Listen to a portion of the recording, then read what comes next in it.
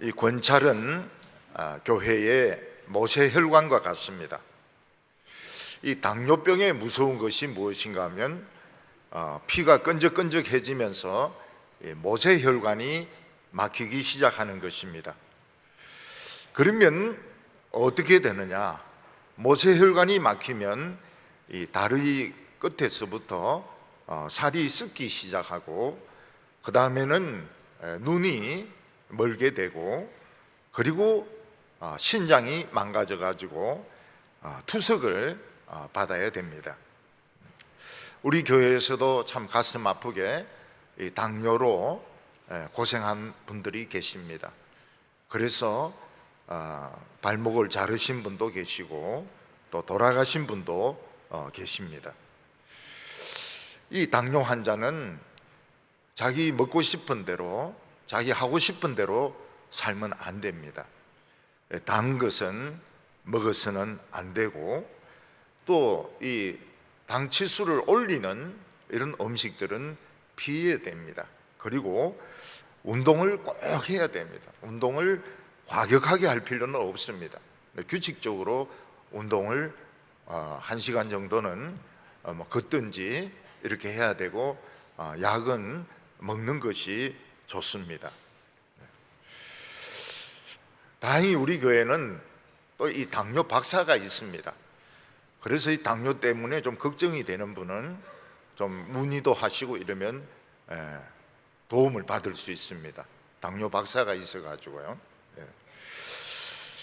교회에 권찰회가 있는데 권찰회가 없는 교회도 있고, 권찰회가 있어도 힘이 없는 교회가 있습니다. 그런 교회는 어떻게 됩니까? 교회가 썩어 들어가기 시작합니다. 살이 썩어 들어가고 눈이 보이지 않게 되고, 그리고 다리가 썩어져 가게 됩니다. 우리 교회는 옛날부터 권찰회가 기도원의 300용사였습니다.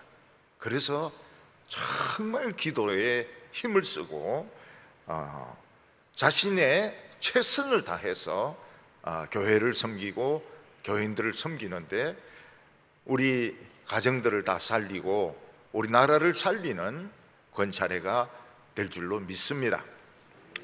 성경은 여호와를 경외하는 것이 지식의 근본이라고 말씀하고 있습니다. 그래서 여호와를 경외하는 것이 지식의 근본이니까 아무것도 안 하고 그냥 하늘만 멍청하게 쳐다보고 있으면 모든 것이 다 해결되느냐? 그거는 잘못된 지혜인 것입니다. 예를 들어서 지금 수능을 치는 고3 학생이 여호와를 경외하는 것이 지식의 근본이다 이래가지고 공부도 안 하고 그냥 교회 와서 살고 그냥 성경만 보고 이러면은 높은 점수를 얻을 수 있느냐? 높은 점수를 절대 얻을 수가 없습니다. 왜냐하면 그것은 지식이 아니기 때문입니다. 여호와를 경외하는 것 속에는, 그 지식 속에는 열심히 공부하는 것도 포함이 되어 있습니다. 신학교에서도 시험을 칩니다. 한 학기 동안 배웠던 전 과목을 시험을 치는데, 그 시험 보기 전날 공부 하나도 안 하고 그냥 산에 가서 기도만 하는 그런 전도사님들이 있습니다. 왜냐하면 그들은 믿음이 너무 좋기 때문에 기도하면 다 좋은 점수 얻을 수 있다고 생각해가지고 공부 안 하고 그냥 기도만 막 하는 것입니다. 여호와를 경외하는 것은 지식의 근본이기 때문에 그 시험 같은 거 시시한 거 공부할 필요가 없고 그냥 기도만 하면 된다. 그래서 산에 올라가 가지고 막 주야 주야 하면서 막 밤새도록 기도하고 내려와 가지고 시험을 칩니다. 그러면은 시험지 글자도 잘 안 보여요. 잠이 모질해 가지고. 그리고 아는 것이 하나도 없으니까 결국 성도의 교재, 옆에 있는 신학생의 답안을 보고 적든지, 안 그러면 뭐 자기 생각나는 대로 막 적든지 이렇게 하면 영 점수가 떨어지게 되는 겁니다.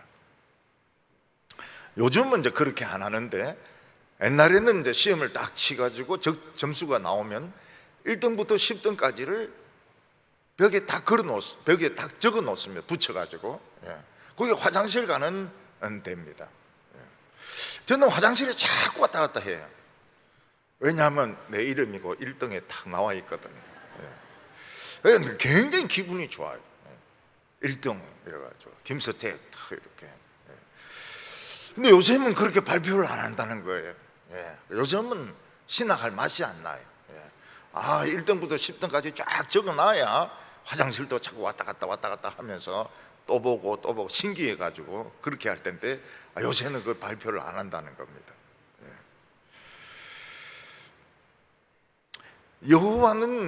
여호와를 경외하는 것이 지식의 근본이다. 그건 원리입니다. 근데 그 원리 속에는 열심히 공부하는 것도 들어있고, 또 자기가 자기의 범위를 넘어서지 않는 것도 있고, 악한 자들과 패거리를 만들지 않는 그런 내용들이 다 들어있는 것입니다. 스티브 잡스가 애플사죠, 아이폰을 개발할 때 제일 어려운 것들이 무엇인가 하면 이 글자를 화면에 뜨게 하는 것입니다. 그래서 자판을 누르면 이게 어떻게 화면에 글자로 나오게 하는가, 그게 굉장히 어려운 기술에 속했습니다. 그게 풀리지를 않았어요. 그리고 이제 이 폰을 돌리지 않습니까? 돌리면 계속 이렇게 위로 바로 나오도록 해야 되는데, 그것도 굉장히 어려운 기술이었습니다. 근데 그 스티브 잡스가 있는 애플사에 있는 천재들이 그걸 다 해결을 해놨어요. 자판을 두드리면은 그게 화면에 나올 수 있도록, 그리고 아무리 뒤집어도 사람이 바로 서서 나올 수 있도록 이렇게 해가지고 이 아이폰을 만드는데 성공을 했던 것입니다. 그래서 우리 조그만 스마트폰에 얼만큼 기술이 들어가 있는가 하면 한 3만 개 정도의 기술이 들어가 있습니다. 그래서 스마트폰은 기술이 완전히 집약된 그런 폰인 것입니다. 그러니까 이론적으로는 그냥 글자 두드리면 나오고, 또 돌려도 화면이 바로 서고 굉장히 쉬울 것 같은데, 실제로 해보려고 하면 너무너무 어려운 기술이라는 것입니다. 예를 들어서 어떤 사람이 알코올 중독자입니다. 고치려면 이론적으로는 간단합니다. 술 안 마시면 됩니다. 근데 실제로 술 안 마시면 어떻게 됩니까? 금단정세가 나타나면서 막 너무 갈증이 심하고, 그리고 막 고통이 온몸에서 일어나게 됩니다.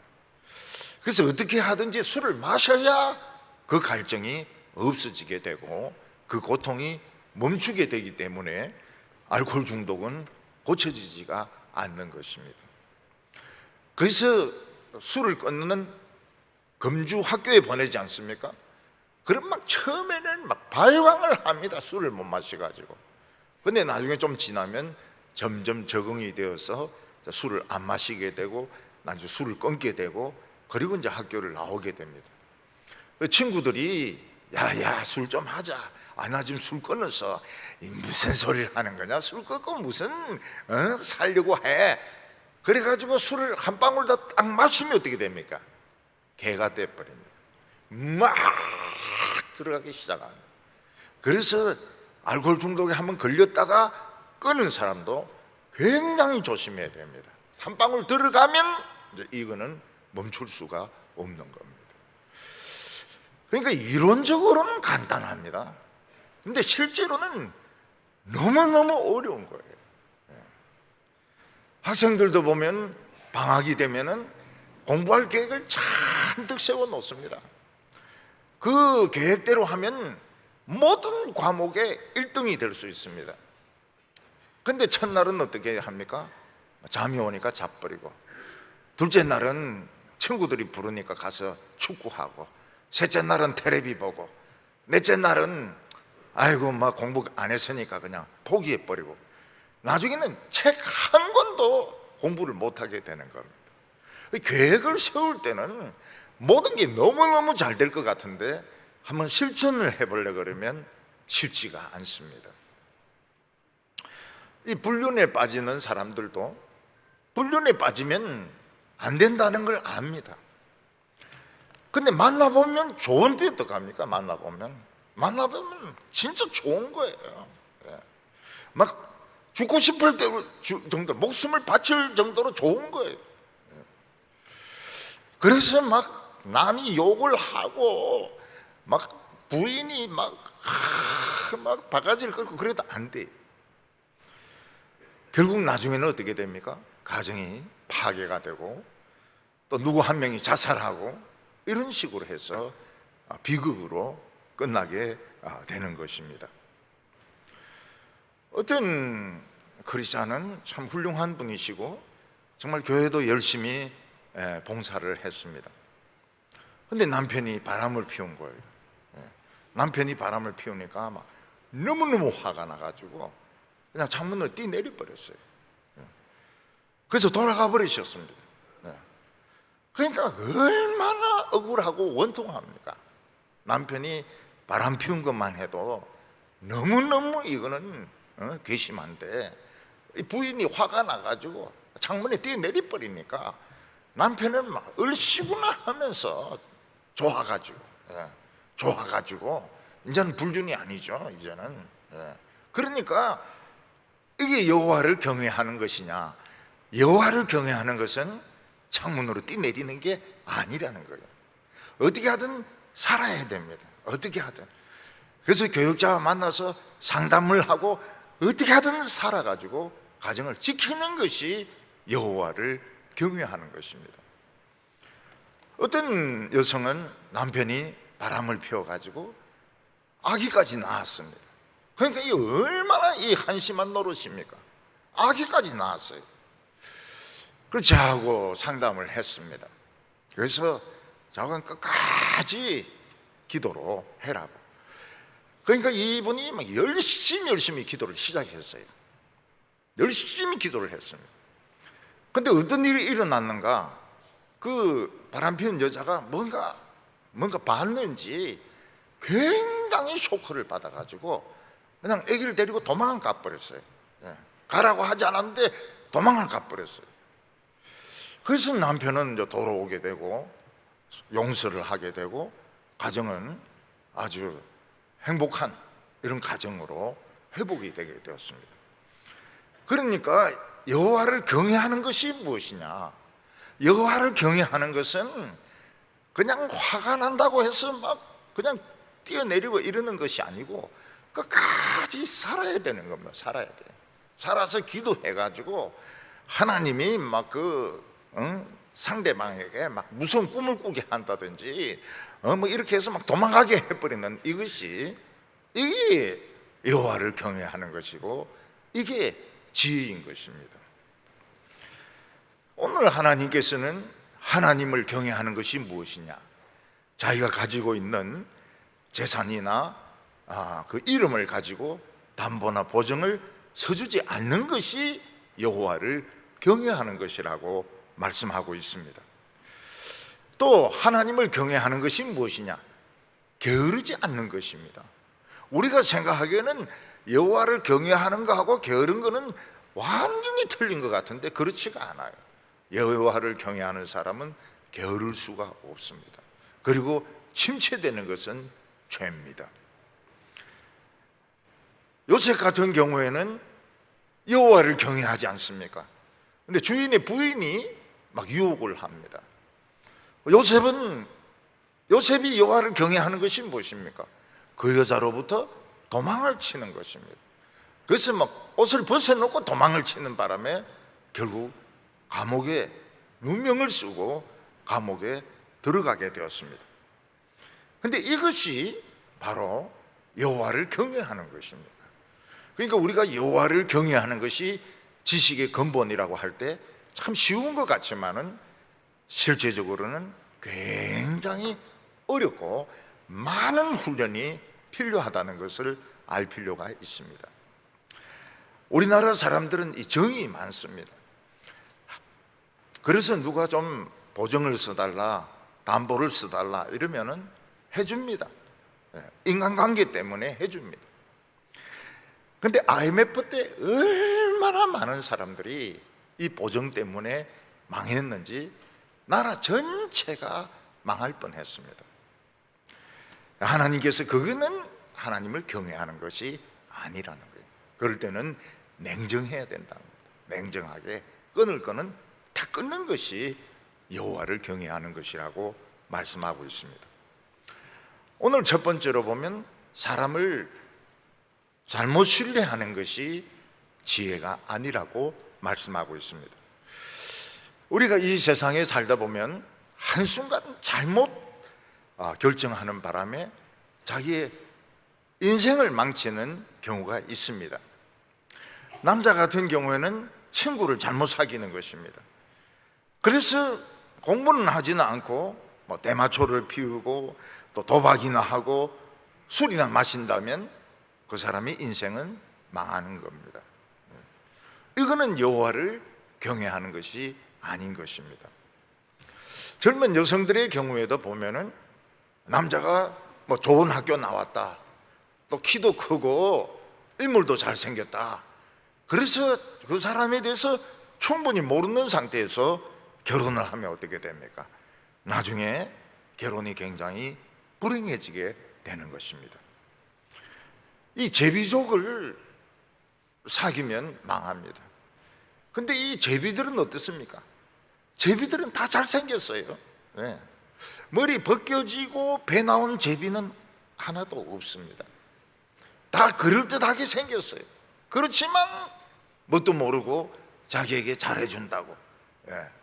사실은 이 제비가 조폭 제비인데 그것도 모르고 서로 사랑하고 이렇게 하면 결국은 인생이 불행해지게 되는 것입니다. 그 대개 뭔가 성격적으로 문제가 있는 사람이 문제가 있는 선택을 합니다. 그렇지 않은 사람은 바로 딱 무슨 느낌이 와요. 뭔가 저 사람은 결함이 있다, 뭔가 문제가 있다 하는 게 바로 딱 인스피레이션이 옵니다. 제가 서울에 있는 어느 교회에서 청년부를 담당할 때였습니다. 그때 새로운 학생이 왔는데 서울대생이라 하면서 왔어요. 그래서 이제 교회 성합차를 타고 가는데 제 옆에는 아내가 있고 그 앞에는 그 새로운 서울대생이 있고 그래가지고 어딘가를 갔습니다.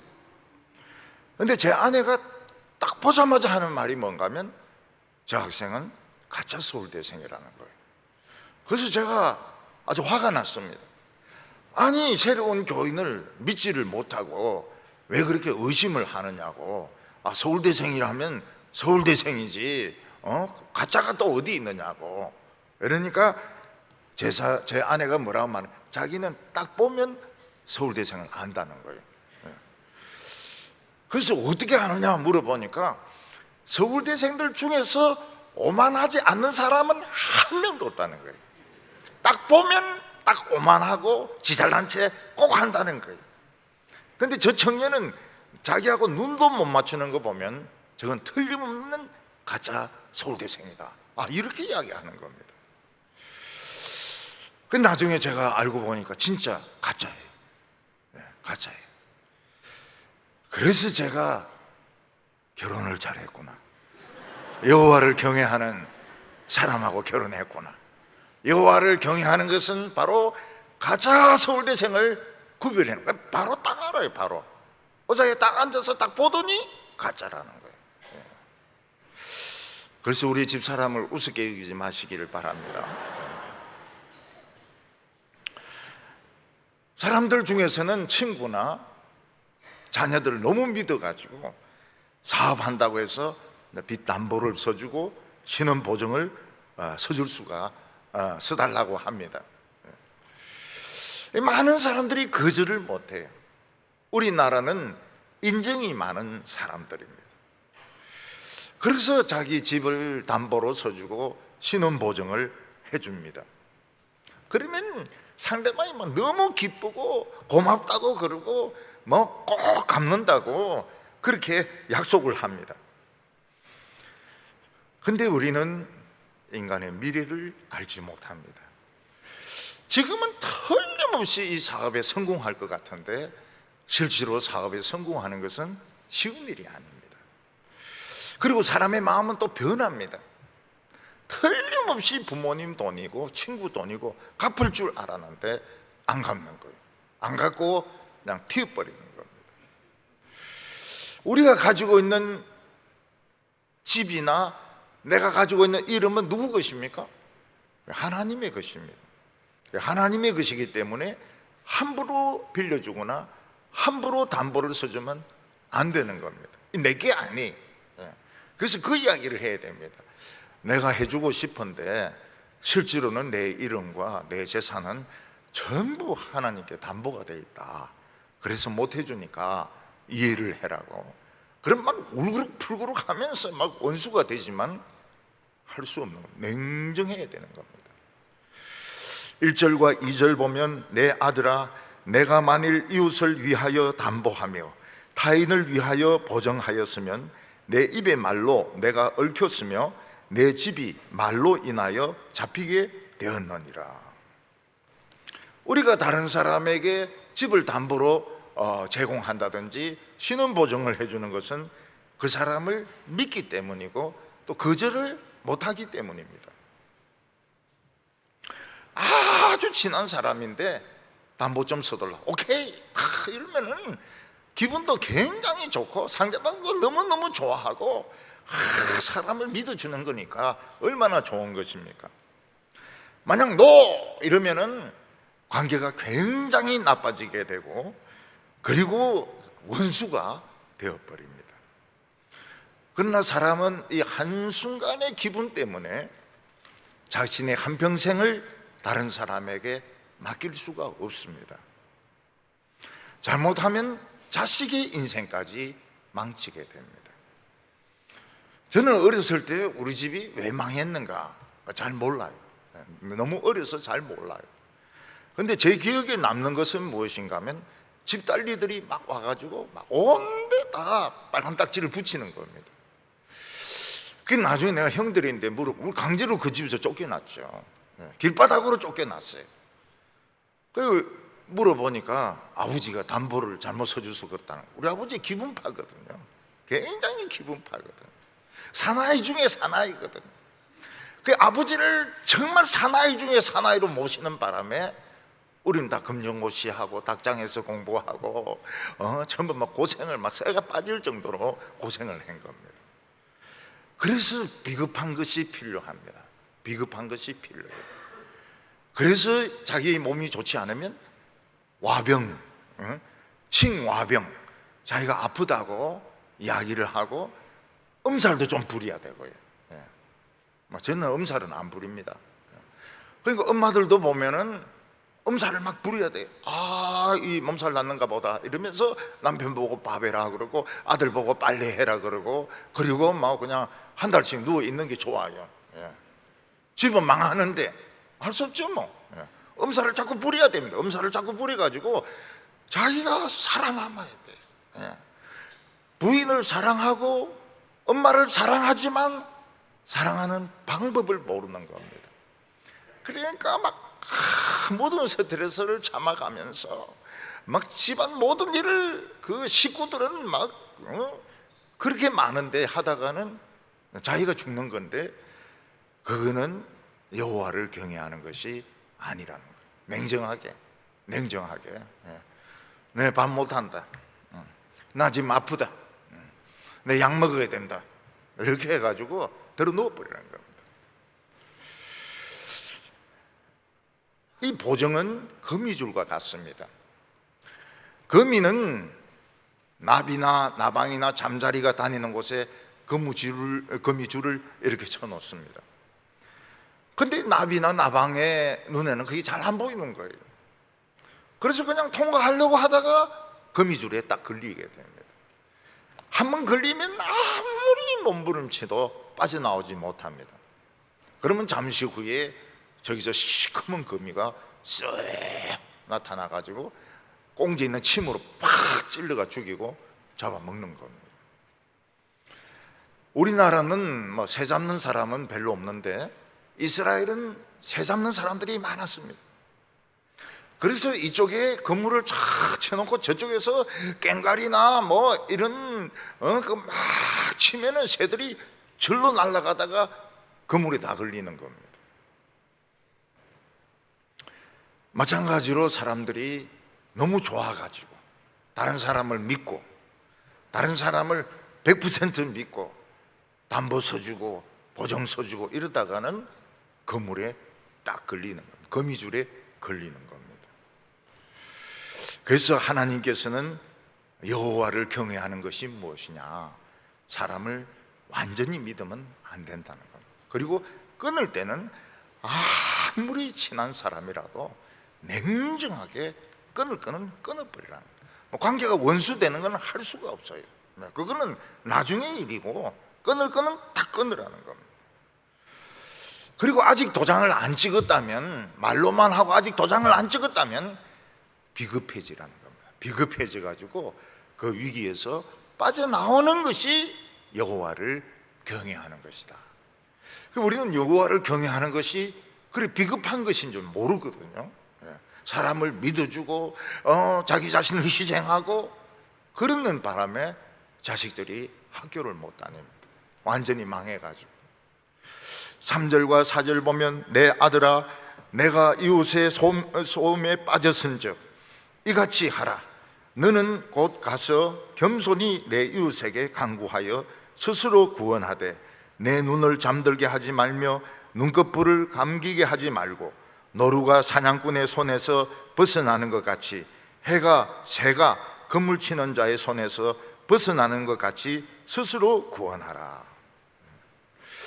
이럴 때는 진짜 거절할 수 없는 사람에게 부탁을 받았을 때는 비급해지라는 겁니다.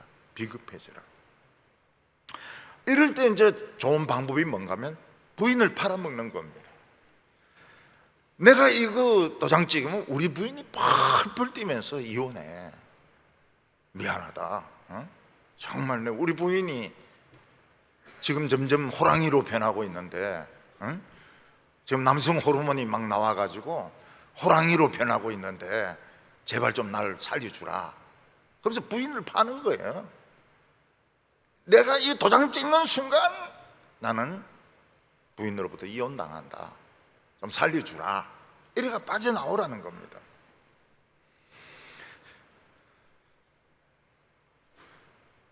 여성들 같은 경우는 어떻게 합니까? 뭐 언니라면 언니야, 내가 이 도장 찍은 남편인데 오늘 맞아 죽는다.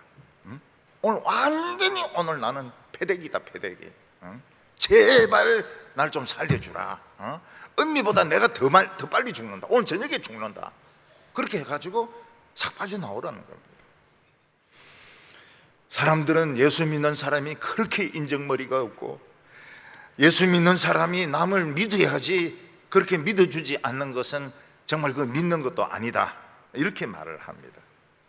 그런데 하나님의 정신은 능력 주시는 범위 안에서 하는 것이지 그걸 벗어나가지고 뭐 내가 아무리 머리가 좋고 유능하고 이래도 우리는 미래는 알지 못합니다. 그래 안 하는 게 좋은 거예요. 그게 여호와를 경외하는 것입니다. 어떤 사람이 주식에 미치면 어떻게 됩니까?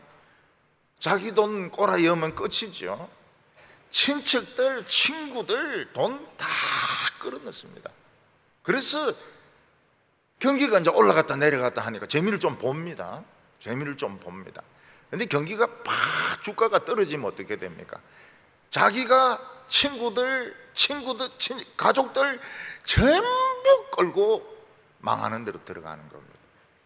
그 돈이 적습니까? 안 적습니다. 막 30억, 40억 이래 되는데 갚을 수도 없어요. 예.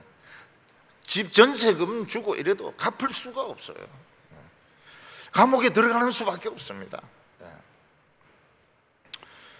그래서 이제 이런 부탁을 받았을 때는 잠자지 말라는 거예요. 눈꺼풀이 덮이게 하지 말라는 것입니다. 그냥 노루가 사냥꾼에게 그물에 걸렸으면 막 그물 푸는 순간에 막 팍 하면서 도망치라는 겁니다. 그리고 새가 그물에 걸렸으면 거기 뚫어진 구멍이 있으면 그걸로 팍 빠져가 도망가라는 겁니다. 그 순간을 놓치면 죽는 겁니다. 완전히 죽는 겁니다. 이 담임 목사가 외부 활동을 많이 하면 사람들을 많이 만나게 됩니다. 그리고 부탁을 많이 받게 돼요. 그런데 외부 활동을 많이 하는 목사가 할 수 있습니까? 예, 좋습니다. 그렇게 하시죠. 예배당을 빌려주십시오. 예배당에서 행사를 했으면 좋겠습니다. 우리 단체에 헌금을 해줬으면 좋겠습니다. 예, 알겠습니다. 어떻게 되면 그 전부 교인 부담입니다. 전부 당회에서 기분이 안 좋아해요. 목사님이 미리 다 결정을 해가지고 오니까 당에서 하기도 그렇고 정치 외부 활동을 하는 분을 길을 꺾을 수도 없고, 그래서 온 교회가 1년 내내 고생을 합니다. 행사 치른다고. 교회가 행사가 그렇게 많아요. 장소 빌려달라고.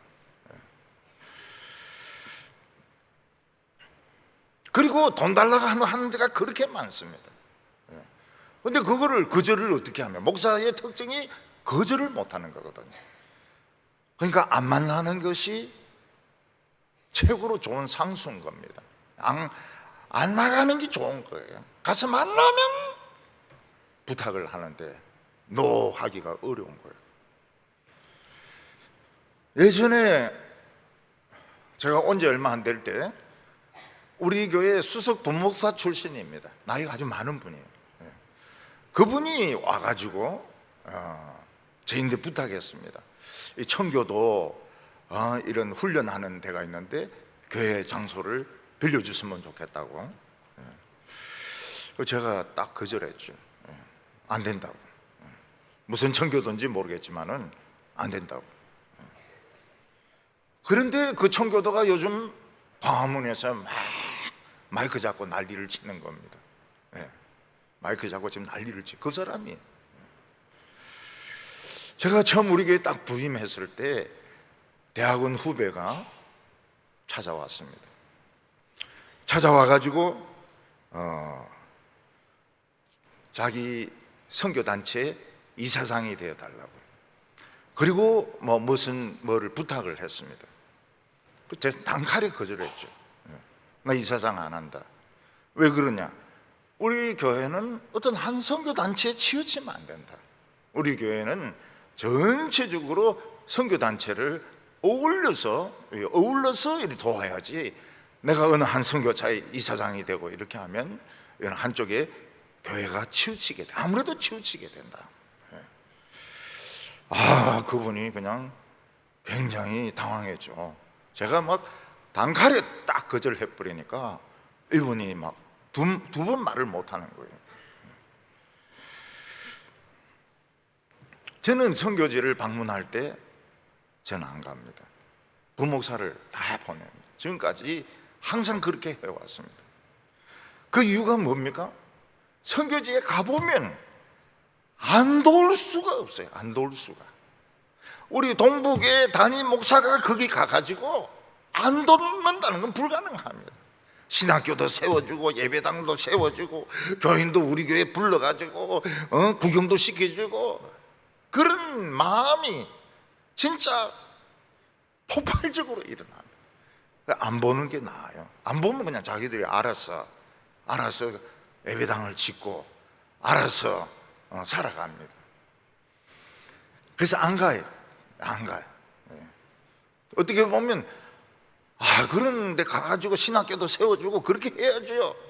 그러면은 전 세계 신학교를 다 세워줘야 됩니다. 전부 교인 부담입니다. 전부 당해서 그 짐을 지는 거예요. 그 형편을 보면은 안 도울 수가 없습니다. 안 도울 수가 없어요. 그 사람들이 어려운 가운데 예수 믿고 막 그 노력하는 거 보면은 안 돕고는 못 옵니다. 그래서 이 도박에 빠진 남편이 집문서 들고 갈 때 어떻게 해야 됩니까? 다리 잡고 늘어지 가지고 집문서를 뺐어야 됩니다. 그리고 장남은 따듬이 돌로 머리를 쳐야 됩니다. 그래가지고 그 집문서를 도저히 찾을 수 없는데 감춰둬야 돼요. 왜냐하면 아버지가 아니에요. 그 순간은 미친놈이에요. 미친놈. 그리고 큰아들하고 작전을 잘 짜야 됩니다. 내가 다리 잡고 넘어질 테니까 넌 뒤통수를 때리라. 그리고 둘째에 너는 집문서를 뺏어가지고 어디 감추어라. 이 작전을 잘 짜야 돼. 안 그러면 노름하다가 집 날려버려. 미친 사람이거든요. 노름에 미친 사람이거든요. 원금만 찾으면 그만둔다. 원금 언제 찾는데? 못 찾습니다. 사람들은 거절을 못 해가지고 정에 붙들려 가지고 결국은 인생을 다 날리는 겁니다. 우리 교회도 이래 보니까 참 대구는 정이 많아요. 정이 많아가지고 지원하지 않아도 되는 데를 지원을 많이 합니다. 그래도 그렇게 해야 돼. 우리 교회가 차지하는 비중이 있기 때문에 그렇게 해야 됩니다. 그렇게 하고 정에 지주고 정 주고 어디 가나 정을 주고 알면서도 모르는 채 해주고, 그렇지만 핵심적인 거 강대상을 빌려달라든지 뭐 이런 것들은 그건 뭐 단칼에 그거는 있을 수가 없는 일입니다.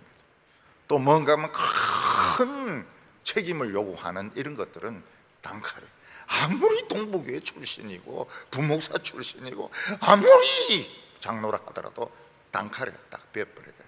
냉정해야 됩니다. 그렇지 않으면 교회가 질질 끌려다닙니다. 목사님이 노를 못해가지고 교회가 끌려다니게 돼요. 오늘 두 번째로 여호와를 경외하는 것은 게으르면 안 된다는 것입니다. 사람들은 아무것도 안 하고 빈둥빈둥 놀면 팔자가 참 좋다, 그렇게 이야기합니다. 그러나 놀기만 하면 결국은 가난해질 수밖에 없습니다. 다행히 우리나라 사람들은 부지런한 편입니다.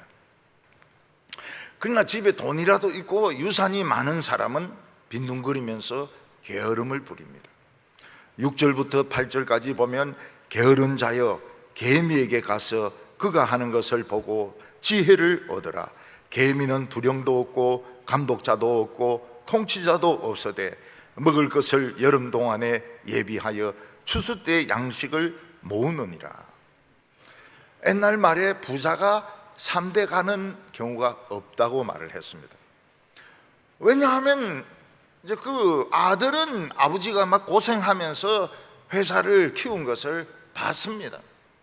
근데 손자 때부터는 진짜 귀족으로 큰 거예요. 엄청난 돈을 받으면서 유산을 받으면서 큰 겁니다. 그래서 공부 열심히 안 하려고 그래요. 공부 열심히 해서 좋은 대학 들어갈 필요를 못 느끼면 이미 돈이, 이미 뭐 회사도 있고 집도 있고 다 있는데요. 평생을 써도 못 쓸 그런 돈이 있습니다, 집에. 그래서 이런 부잣집 자녀들은 스포츠카를 타고 다닙니다. 우리 아파트에 페라리가 한 대가 있었는데 2대로 늘고 3대로 늘고 지금 4대까지 늘은지 모르겠어요. 페라리, 빨간 페라리. 양주를 마시고 막 노는 것을 좋아합니다. 대마초도 피우고. 근데 이제 투자를, 돈 있는 사람들은 절대로 가만히 있지 않거든요. 이걸 어디에 투자를 한단 말입니다. 투자하면 싹 날리는 거예요. 로또 복권 얻은 사람이 처음에는 차를 바꿉니다. 그리고 아파트를 삽니다. 그리고 어려운데 돈을 더 씁니다. 그래서 돈이 몇십억이 남아있잖아요. 투자합니다. 싹 다 날려요. 3년 지나면 어떻게 됩니까? 노숙자가 됩니다. 노숙자. 예. 이 투자라고 하는 것이 쉬운 것이 아니거든요.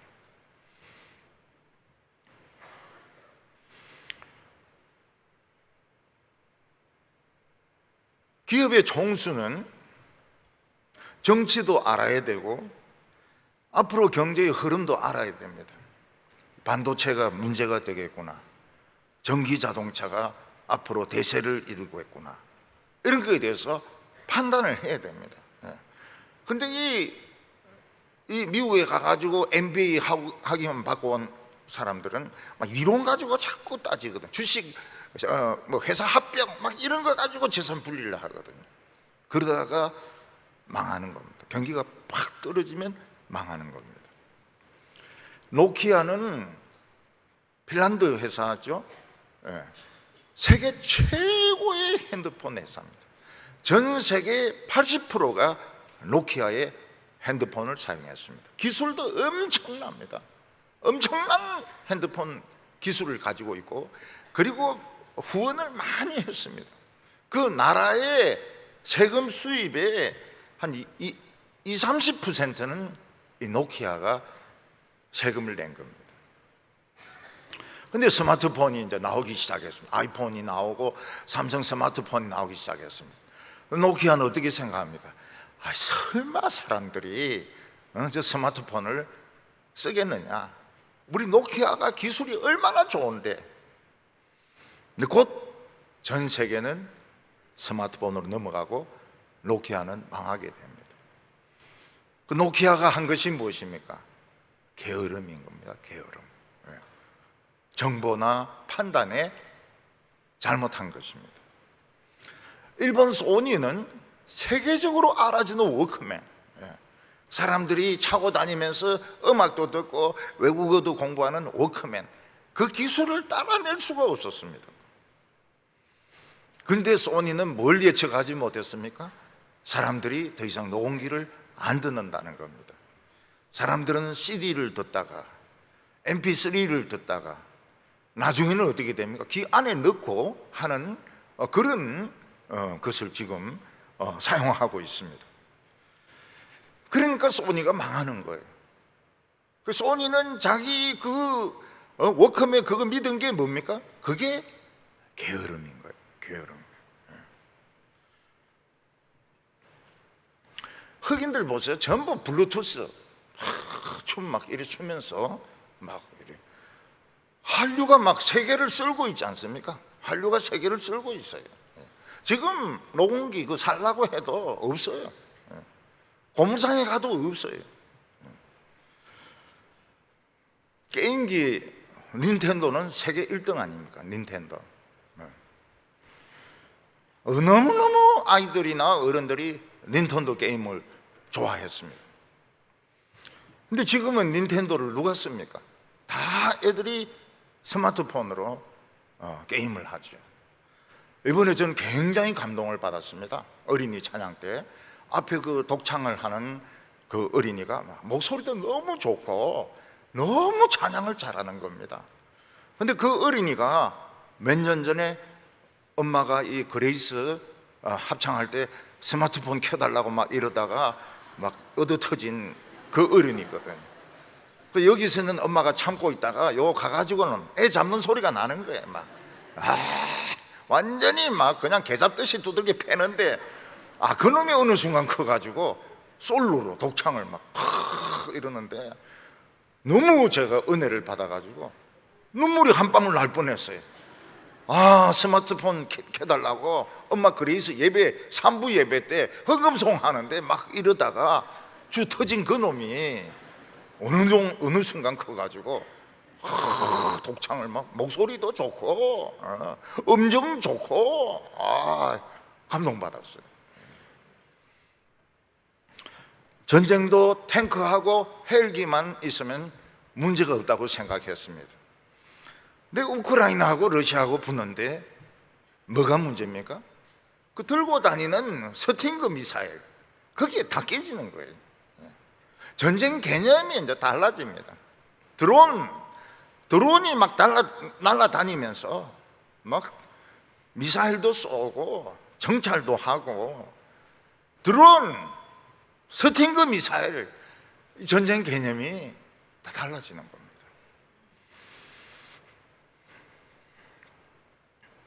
그래서 자꾸 생각을 바꿔야 돼요. 생각을. 군인들도 별만 달고 뭐 별판 차 타고 왔다 갔다 할 것이 아니고 지금은 전쟁이 달라졌다. 전쟁이 달라졌다. 그거를 생각해 가지고 자꾸 연구를 해야 되는 겁니다.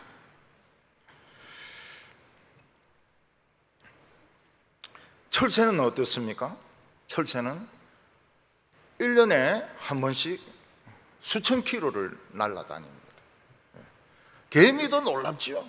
개미도 어떻게 그렇게 부지런하게 양식을 모읍니까? 배짱이는 노는데. 철새도 수천 킬로를 날아다닙니다.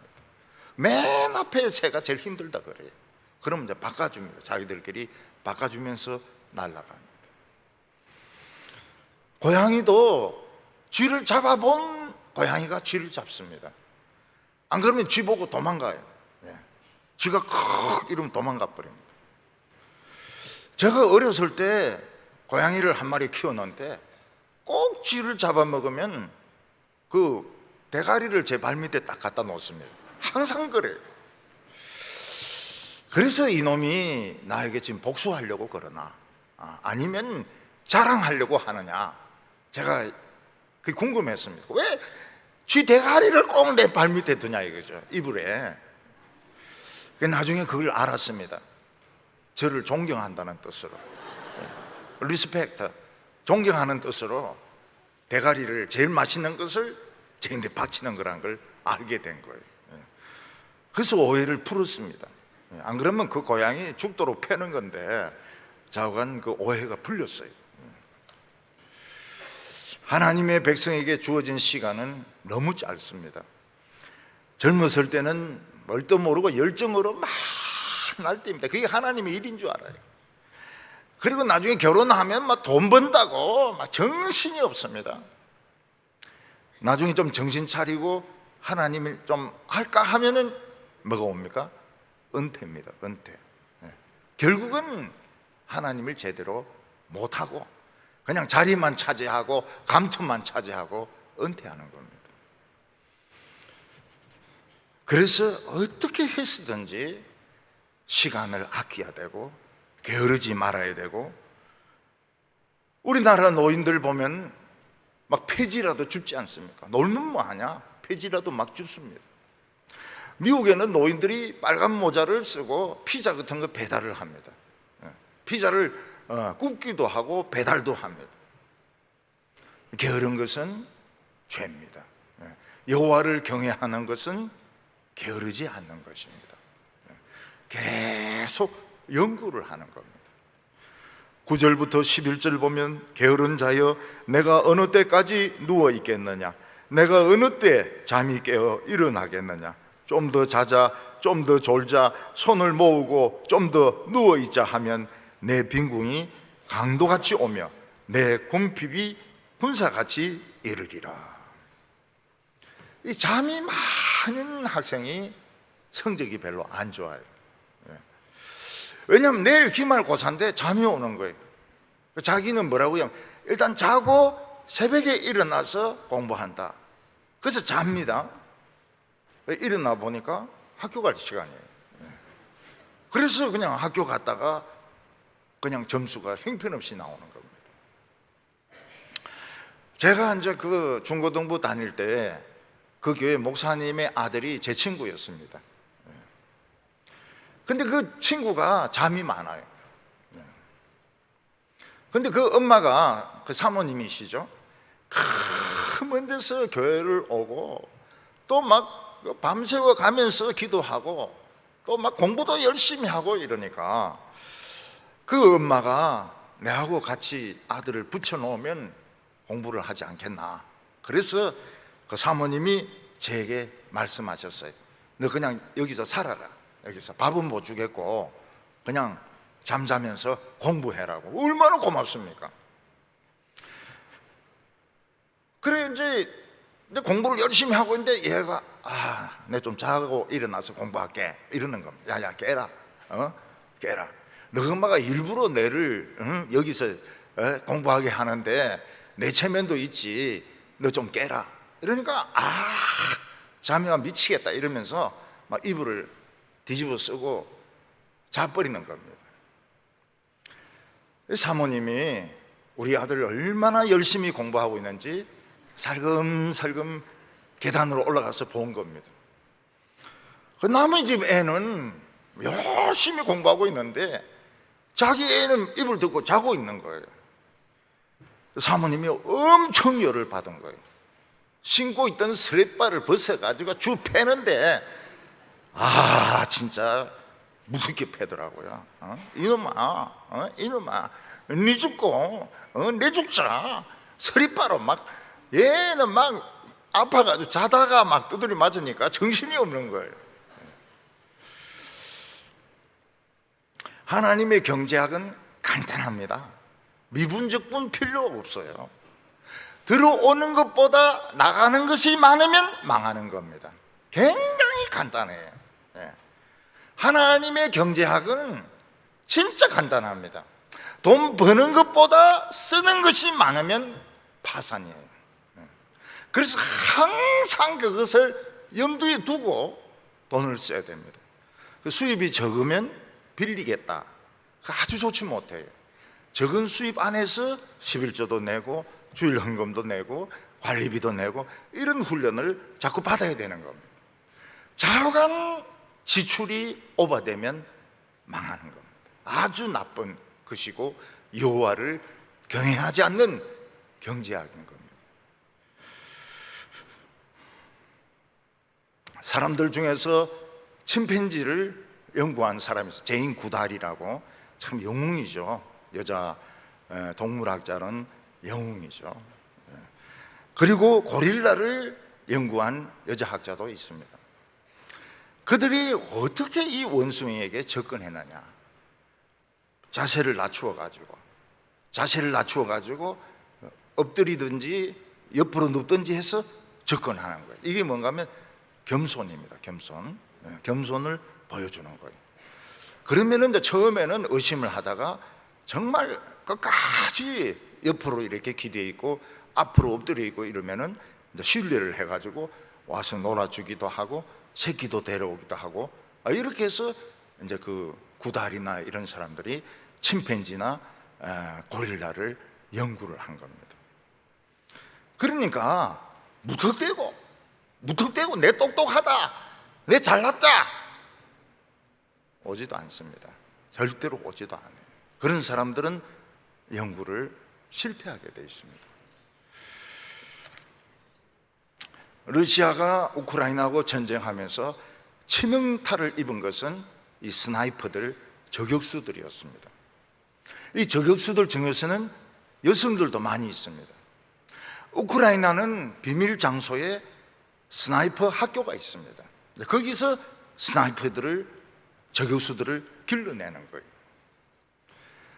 이 스나이퍼들은 위장 그 망을 뒤집어 쓰고 엎드려 있으면 평지인데도 구분 못 합니다. 근데 그 러시아 그 장군이 나타날 때까지 몇 시간을 엎드리고 있습니다. 소변을 어떻게 봅니까? 그냥 엎드린 채로 옷에 그냥 소변을 쌉니다.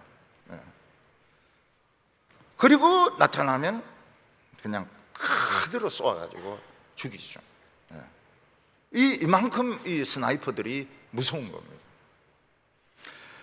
우리나라 크리스찬들은 이 새벽 기도 때문에 굉장히 부지런한 편입니다. 새벽 기도 안 하다가 한번 하면 어떻게 됩니까? 일주일 몸살 나가지고 병원에 링거 꽂고 있습니다. 우리가 이 부지런해야 됩니다. 공부도 부지런해야 됩니다. 오늘 세 번째로 하나님이 싫어하는 것을 하지 않는 것이 지혜라고 말하고 있습니다. 사람들이 이 세상에서 잘 살려고 하면 부지런하기도 해야 되겠지만은 하나님이 싫어하는 짓을 해서는 안 됩니다. 하나님이 싫어하는 짓 하면서 부지런하면 아무 소용이 없습니다. 그 중에 하나가 뭔가 하면 말을 할 때 늘 삐딱하게 말을 하는 것입니다. 12절에 보면 불량하고 악한 자는 구부러진 말을 하고 다니며, 이 구부러진 말이 뭔가 하면 삐딱하게 비꼬듯이 말을 하는 것입니다. 그 사람은 불량하고 악하기 때문에 말을 바로 하지 않고 꼬아가지고 비비 꼬아가지고 말을 하는 것입니다. 사람들은 정직하게 자신의 의사표시를 해야 됩니다. 그렇지 않고 막 비비 꼬아가지고 냉소적으로 이렇게 하면 저 사람은 이야기할 상대가 못 되는구나, 믿을 수 없는 사람이구나, 이런 판단을 하게 됩니다. 그래서 크리스찬들은 이야기할 때 상대방의 눈을 보고 이야기해야 됩니다. 어떤 사람은 뻥이 심해요. 뻥이라 하기도 하고 풍이라고 하기도 하고. 그래서 말을 하는데 보면 과장이 많아요.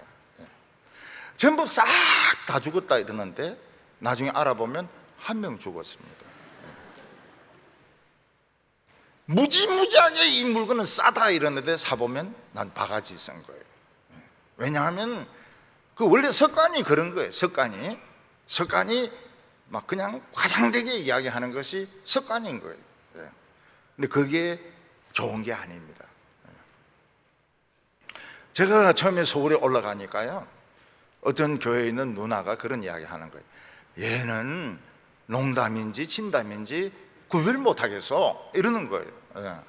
왜냐하면 우리 경상도는 그렇게 하거든요. 농담을 진담같이 하고 진담을 농담같이 하고 이러는 거예요. 그런 습관이 이제 배어 있는 겁니다. 근데 제가 대구로 내려오니까 꼭 그런 거예요.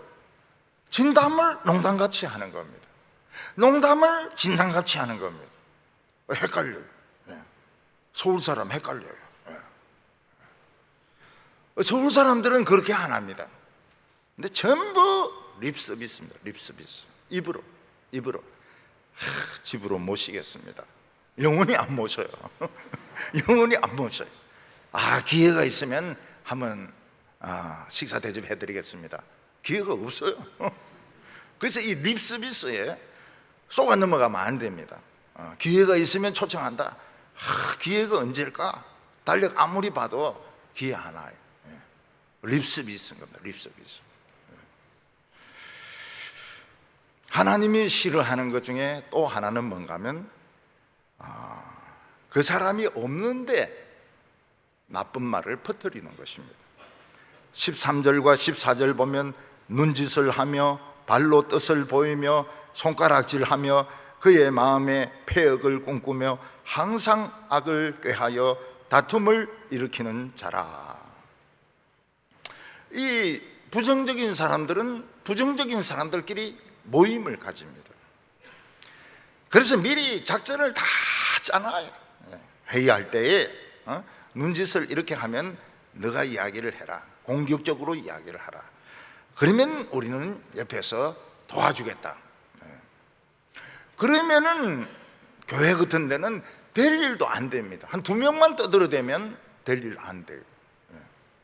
안 될 일도 되게 할 수 있습니다. 막 떠들어대면은 될 수 있어요. 그러나 하나님은 그런 걸 굉장히 싫어하십니다. 짜가지고 다른 사람을 공경에 빠뜨리고 자신의 목적을 이루는 것을 굉장히 싫어합니다. 15절에 보면 그러므로 그의 재앙이 갑자기 내려 당장에 멸망하여 살 길이 없으리라. 그런 짓을 자꾸 하는 사람은 갑자기 중풍이 오기도 합니다. 갑자기 치매가 오기도 합니다. 우리나라 어떤 코미디언은 부인을 막 두들겨 패가지고 동영상에도 올라오고 목사까지 됐는데 다른 나라에 가가 링거 맞다가 죽었다고 합니다. 근데 그 사람의 소식을 듣고 전부 안타까워하고 애통하는 사람 없어요. 올 것이 왔다. 워낙 못된 짓을 많이 해가지고 올 것이 왔다는 거예요. 뭐 어떻게 해서 죽은지 모르겠지만은 그 사람은 하나님이 죽게 하셨다고. 재미있는 것이 무엇인가 하면 그 영정을 앞에 두고 후배 코미디언이 나와가지고 선배님 잘 가십시오. 그러면서 제가 선배님에게 예의를 드리겠습니다. 예의를 표하겠습니다. 그러면서 숭구리당당 이러면서 문어춤을 추는 거예요. 다리가 막 흐느적 하면서 숭구리당당 이러면서 춤을 추는데 옆에서는 울어대는데 이 사람은 막 완전히 이거는 가지고 노는 거예요. 하나님이 싫어하는 몇 가지가 있다고 말하고 있습니다. 그게 전부 우리 몸하고 관계가 됩니다. 사람이 나쁜 마음을 먹으면 그 몸 전체가 나쁘게 사용되는 것을 볼 수 있습니다. 하나님이 싫어하는 것 중에 하나가 교만한 눈입니다. 눈으로 사람을 째려본다든지 아래 위로 이렇게 훑어보는 거 굉장한 신뢰입니다. 여자분들 중에서는 보면 아래 위로 쫙 훑어봅니다. 그래가지고 머리는 저거 어디서 했는데 30만 원짜리고 저 목걸이는 저 진주인데 얼마짜리고 가방은 저거는 뭐 800만 원짜리고 그래 견적이 딱 나온다는 거예요. 저 사람 걸치고 있는 것은 한 3천만 원 된다. 그걸 계산을 해내요. 한번 쫙 훑어보면. 그거를 하나님은 싫어하십니다. 왜 사람을 견적을 내고 그렇게 합니까? 저 입은 정장은 뭐 어디서 만든 건데 얼마짜리다. 야, 참, 제가 몇 번 서울에 올라갔다 내려왔다 하면서 얼마나 서울 사람이 된지 몰라요. 그런 거 많이 배웠어요. 또 하나님이 싫어하는 것이 거짓된 혀입니다. 쌔바닥은 진짜 작아요. 근데 이것만큼 요사스러운 것이 없습니다. 이거로 사람을 띄우기도 합니다. 기분이 뿅 가게 돼요. 그리고 이거를 가지고 공격을 해서 상처를 주기도 합니다. 화병에 걸리기도 합니다. 이걸 가지고 거짓말을 해서 사람을 망하게 할 수도 있습니다. 이 혀가 굉장히 무서워요. 뱀의 혀를 보면 끝이 갈라져 있지 않습니까? 이 막 갈라진 것이 날름날름하면 그 앞에 있는 개구리나 쥐들은 꼼짝을 못합니다. 꼼짝 못하고 죽어요. 사람의 혀는 독사의 혀와 같습니다. 사람이 다른 사람에게 공격적으로 말을 하면 독사인데 물린 것 같습니다.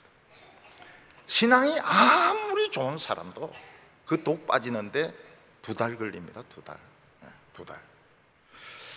그러다가 이제 믿었던 사람인데 그렇게 되면은 이거는 심장 파열로 바로 가는 거예요. 교인들은 서로 믿지 않습니까? 믿고 신뢰하다가 딱 이상한 소리 들으면 이게 심장이 빠박 하면서 심장이 그냥 박살나버립니다. 그러면 죽어요. 죽을 가능성이 굉장히 많습니다. 암이 오든지 돌연사를 하든지. 그렇다고 해서 교인들 안 믿을 수도 없잖아요. 그러니까 오히려 교회 다니면서 상처를 받기가 쉬운 겁니다. 이 조심해야 돼. 이 말을 조심해야 돼. 남의 말을 안 해야 됩니다. 저는 본인이 말하지 않는 이상, 안 하지 않는 이상 절대로 안 물어봅니다. 개인 사정에 대해서 절대로 안 물어봅니다. 본인이 이야기해주면 그런가 이렇게 하지 제가 막 물어보지 않습니다. 왜냐하면 이게 상처가 될 수 있고 그 자세히 알아가 뭐합니까? 자세히 알면 설교 때 저거 내 공격하는 거구나, 저 내들으라고 하는 소리구나 이렇게 하기 때문에 안 물어봐요. 안 물어봐요. 목사님은 왜 그리 인정머리가 없습니까? 머리가 없는 목사님, 인정머리가 없는 목사님, 그건 제 특징이에요. 저는 안 물어봐요. 본인이 이야기하지 않는 이상 직업이 무엇인지, 밥 먹고 사는지 죽 먹고 사는지 안 물어봐요. 개인의 형편이 없는 어떤지 안 물어봐요. 네, 왜냐하면 그 사람의 프라이버시를 존중해 주는 겁니다. 서울에서 제일 싫어하는 것이 신방 오는 겁니다. 신방. 신방 와서 CD도 많네요. 이거 인형도 많네. 굉장히 싫어요. 그러면 이제 설교에 인형만 사 모으고 이리 나오면은 원수가 되는 겁니다. 원수가 돼요. 어떤 할머니는 천주교인인데요, 할아버지가 막 늘 할머니를 패고 막 이러다가 어느 날 병이 와가 죽어버렸어요. 그래서 신부님이 와가지고 종부성사까지 했습니다. 그래 이동식 침대에 실어가지고 이렇게 가는데 이 사람이 살아난 거예요. 말은 못하고 자기 그 할머니인데 손짓을 하면서 자기 살았다고 이러는데, 할머니가 어떻게 합니까? 너 죽은 거야. 아니 한번 죽으면 죽은 거야. 왜 자꾸 살아날라 그래? 그래서 막 그냥 그대로 끌고 가가 냉동고에 넣어버렸다는 거예요. 무서워요. 평소에 잘해야 됩니다. 죽었다 살아나도 할매들이 한번 딱 틀어지면 그냥 밀고 가는 거예요. 좀 이야기 좀 해달라고, 자기 살아났다 이러는데 그냥 안 봐줘요. 냉동고에 그냥 넣어버립니다. 영감들이 한 번 죽었으면 됐지, 또 살아나가 애미기려고 하니까 용서가 안 되는 겁니다. 경찰이 범인을 잡으면 수갑부터 채웁니다. 사람의 손이 얼마나 중요한지 모릅니다. 이 손으로 피아노도 치죠, 이거로 바이올린도 하죠, 이거로 공부도 하죠, 밥도 하죠. 팔이 없으면 사람이 너무너무 불편합니다. 그런데 여호와를 경외하지 않는 사람은 이 손을 가지고 남을 때립니다. 영감이 할머니를 때립니다. 이 손으로 나쁜 짓을 합니다. 하나님이 굉장히 싫어하세요. 사람의 발이 얼마나 중요합니까? 발이 있어야 제대로 걸어 다닐 수가 있습니다. 우리 이제 이 성도님들이 나이가 드시니까 이제 이 연골이 다 다른 거예요. 쭈그리고 앉아가지고 막 나물도 따듬고 또 장사도 하시고 이러니까 연골이 다 다른 거예요. 그래서 수술을 하시는 분들이 몇 분이 계십니다. 다리가 얼마나 중요합니까? 요즘 보면 이제 인조 다리를 만듭니다. 쇠로 이렇게 다리 모양으로 만든 것도 있고 그냥 쇠로 이렇게 된 것도 있고. 인도의 어떤 애는 교통사고를 당해가지고 다리가 절단이 됐습니다. 얘가 절단된 거기에 인조 쇠로 된 걸 붙이고 오니까 막 애들이 신기해가지고 전부 모여와가지고 같이 손잡고 막 걸어다니는 겁니다. 그래도 막 신이 나가지고 막 걸어다녀요. 실줄은 다리가 잘려지는데, 그거 참 인도 애들이 참 멋지다, 그런 생각을 했습니다.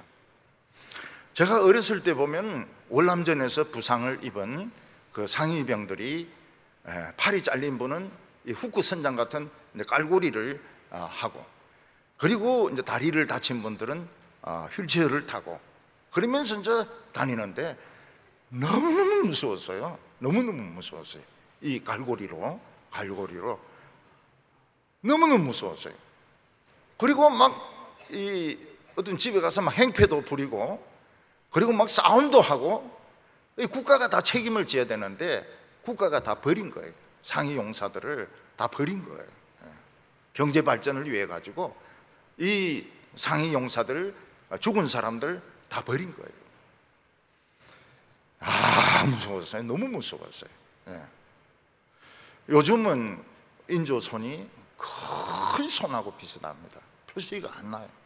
표시가 안 나요. 손이 얼마나 중요하고 발이 얼마나 중요한데, 그냥 시간만 나면 이 발로 술집에 달려가고 노름하러 달려가고 다른 사람과 싸우러 달려가는 것은 하나님이 굉장히 싫어하신다는 거예요. 이간질 시키는 사람 싫어합니다. 이쪽에 가가지고는 저 사람도 욕하더라, 이쪽에 가서는 저 사람도 개자식이라 하더라. 그러면 이제 붙는 겁니다. 싸움이 붙어버려요.